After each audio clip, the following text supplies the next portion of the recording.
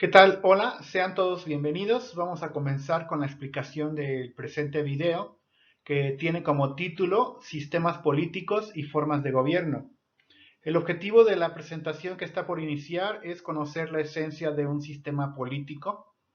Además, buscamos identificar los tipos de Estado. Después buscaremos explicar la forma en que funcionan las principales formas de gobierno. Y por último, determinar algunas características de una forma de gobierno autoritaria. Dicho lo anterior, entonces, comencemos. Y bueno, vamos a comenzar entonces con lo que es un sistema político. El sistema político se refiere al conjunto de grupos y procesos políticos que interactúan en un entorno histórico y cultural.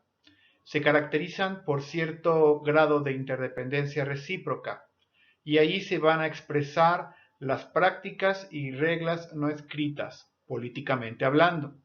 Y entonces podríamos entender que el sistema político tiene que ver con esta situación de instituciones, grupos y procesos políticos que van a interactuar de acuerdo al entorno histórico y cultural de cada sociedad. Para algunos autores podríamos explicarlo con lo que tenemos en la imagen. Easton, por ejemplo, dice, el politólogo canadiense, que el sistema político tiene que ver con el output y el input, porque al final es una situación que tiene que ver con las decisiones políticas que se van a tomar en torno a las demandas de la sociedad. Las personas que vivimos en una sociedad o en un estado tenemos ciertas demandas que vamos a enviar a un sistema político. El sistema político las va a recibir, estas demandas, las va a conocer y tomará decisiones políticas en cuanto a estas demandas. Así funciona un sistema político sistemáticamente hablando y dicho de manera sencilla tiene que ver con la interacción que hay entre el conjunto de grupos y procesos políticos que interactúan entre sí en cualquier sociedad. La forma en que funciona un sistema político es el reflejo de las prácticas culturales y sobre todo de las reglas no escritas. Y bueno, los sistemas políticos van a dar vida a lo que es un Estado. Los estados entonces va a ser esta situación de la configuración de las instituciones políticas de una comunidad nacional. Y dicho de manera práctica, existen dos tipos de Estado. Tenemos por un lado a los estados unitarios o centralistas, como también se les conoce, y por otro lado tenemos a los estados federales. Los dos, tanto el estado federal como el estado unitario o centralista, va a tener esta situación de estar conformado de acuerdo a la forma de legitimación. Tenemos en imagen el caso de una monarquía absoluta en Arabia Saudita. Podríamos decir que se trata de un Estado centralista y la legitimación tiene que ver con la aceptación por parte de la sociedad, en este caso la sociedad árabe, en cuanto a aceptar que tienen como gobernante a un monarca y que esta monarquía es hereditaria. Podríamos hablar ahora entonces de formas de gobierno, ya que explicamos qué es un sistema político y también ya explicamos la existencia de tipos de Estado, podríamos entonces demostrar o comprobar la existencia de formas de gobierno. Una forma de gobierno se basa en el procedimiento de selección de los gobernantes. De forma ideal deberá ser un procedimiento abierto a todas las corrientes de opinión. Deberá ser también pluralista y tolerante. Existe también un sistema de partidos políticos competitivo, donde entonces hay condiciones de competencia y cualquiera de los partidos políticos puede ganar, pues ya sea cualquier elección, sea presidencial, sea estatal o podría ser incluso local. Y para algunos autores podríamos hablar de una democracia como forma de gobierno.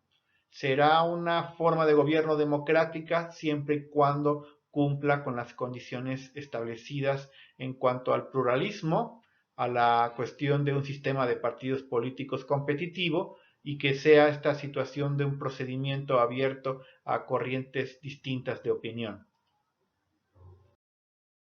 En primer término, como forma de gobierno, podríamos hablar del presidencialismo, donde tenemos la existencia de que el presidente es al mismo tiempo jefe de Estado y jefe de gobierno, y este presidente va a ser elegido por medio del voto. Regularmente es un voto directo donde la población elige a su presidente. La división de poderes va a estar de alguna manera pues inclinada y otorgando mayor poder al poder ejecutivo. Esa sería una forma de gobierno presidencialista. Bueno, continuando con el presidencialismo, entonces podríamos indicar que la integración de colaboradores del titular del Poder Ejecutivo es una atribución del presidente. En algunos casos, la Constitución prevé ratificación por parte del Congreso, aunque la designación corresponde al presidente. Entonces, en este caso, el presidencialismo tiene esta situación, por ejemplo, vemos la imagen, donde el presidente actual de nuestro país, Andrés Manuel López Obrador, tiene la posibilidad y el beneficio de poder designar y elegir quiénes van a ser sus, digamos, colaboradores en cuanto a las secretarías de Estado. Vemos entonces ahí alrededor suyo a la secretaría, bueno, a la secretaria de Gobernación, al secretario de Relaciones Exteriores. Entonces el presidencialismo tiene también esta posibilidad y yo diría atribución y beneficio, donde el presidente incluso pues tiene la posibilidad de escoger quiénes van a ser sus más cercanos colaboradores, sin tener esta posibilidad tal vez, bueno, en algunos casos de que el Congreso pudiera de alguna manera rechazar su propuesta. Y bueno, por otro lado tenemos como formas de gobierno al régimen parlamentario. Es el sistema donde la elección del gobierno, en este caso el Poder Ejecutivo, va a ser una decisión del parte del Parlamento, que podríamos nosotros pues asemejarlo al Poder Legislativo. Además, se comparten los poderes. Existen dos tipos de parlamentos, ¿no? De sistemas parlamentarios. Por un lado tenemos al dualista, caso de España, por ejemplo, y también por otro lado tenemos a el régimen parlamentario monista, donde pues, tenemos, por ejemplo, el caso de Japón. En este último, en el tipo monista, pues el rey, el monarca japonés, pues es una situación que pues parece más adorno que otra cosa, porque realmente no tiene atribuciones o no tiene esta posibilidad de influir en la vida política de, en este caso, Japón. El caso del dualista, pues hay una situación ahí de compartir poderes entre el monarca, el rey de España, y el jefe del Ejecutivo, en este caso el primer ministro español. El régimen parlamentario, dicho de manera sencilla, va a tener mayor peso, como podemos ver en la imagen. En este caso tenemos el régimen parlamentario en la parte superior derecha, donde la premanencia o preeminencia, quiero decir, del órgano legislativo, pues es, digamos, de mayor poder. Y entonces la gente cuando sale a votar en una sociedad donde hay un régimen parlamentario, elige al Parlamento. Y el Parlamento entonces va a ser el encargado de elegir, en este caso, a el gobierno, al jefe de gobierno. Y así podemos ver en nuestra imagen la forma en que se distribuye los tres poderes, la división de poderes. En la parte inferior tenemos al presidencialismo, donde como ya dijimos, existe una situación de mayor poder por parte del poder ejecutivo. ¿Qué pasaría entonces? ¿Cuál sería una ventaja de la situación de la forma de gobierno parlamentaria? Pues que hay mayor representación del conjunto social en la medida de que las decisiones deben consensuarse en muchas ocasiones entre distintas facciones políticas representadas en el Parlamento. Y entonces pareciera, ¿no? Así pudiéramos decir, que existe mayor representación de los ciudadanos en un parlamento porque ahí está el conjunto social de la comunidad, de la nación o del país. y así entonces las decisiones importantes se toman en el Parlamento y existe entonces, por supuesto, esta situación de llegar a acuerdos entre distintos partidos políticos que conforman un Parlamento.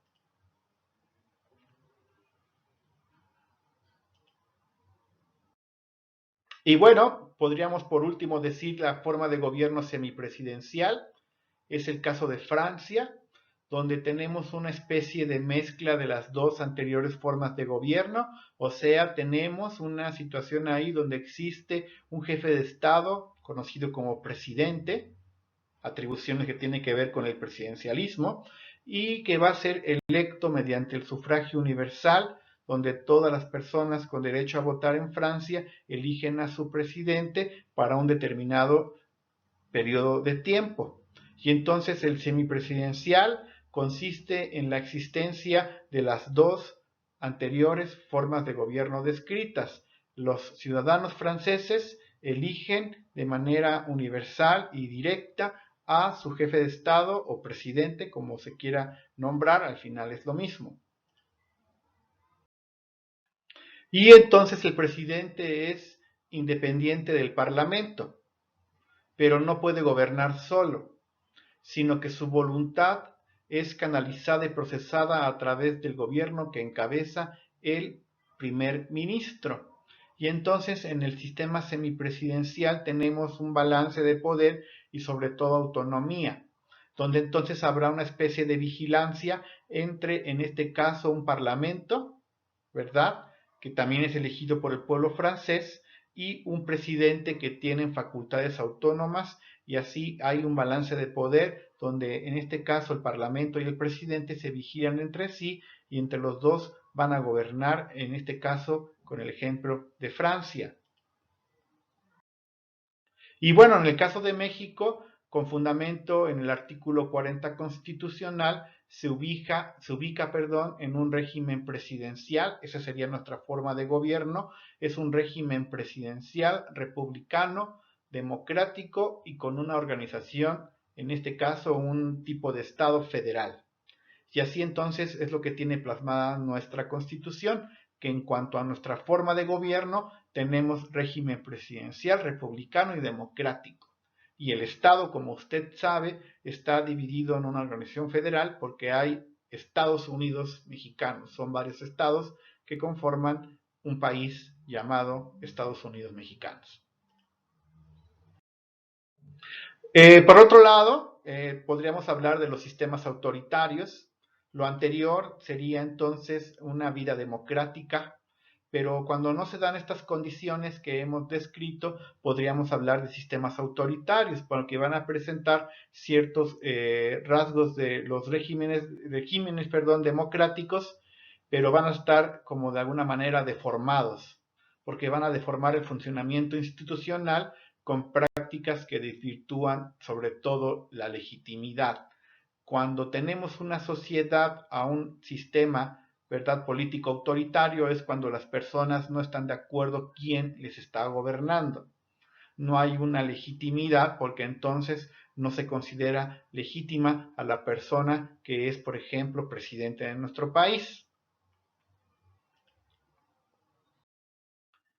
Así, por ejemplo, si bien existen elecciones en este tipo de sociedades llamadas autoritarias y también existen partidos de oposición, estas, ¿verdad? Las elecciones son controladas por las autoridades, sin que exista la posibilidad real de alternancia, de que otros partidos políticos gobiernen.